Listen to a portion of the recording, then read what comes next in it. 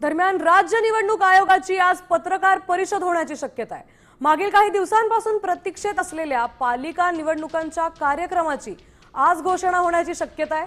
त्यामुळे आजपासून आचारसंहिता लागण्याची ही शक्यता वर्तवण्यात येते।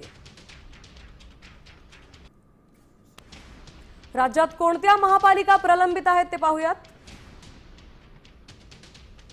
मुंबई, ठाणे, नवी मुंबई, पनवेल, कल्याण, डोंबिवली, उल्हासनगर, तर भिवंडी, निजामपूर, वसई विरार, मीरा भाईंदर, पुणे, पिंपरी चिंचवड, सोलापूर, कोल्हापूर, नाशिक, अमरावती, नागपूर, चंद्रपूर, संभाजीनगर, मालेगाव, अकोला, नांदेड, परभणी, लातूर, धुळे, जळगाव, सांगली, मिरज, इचलकरंजी, जालना आणि अहिल्यानगरच्या महानगरपालिकांच्या निवडणुका प्रलंबित आहेत।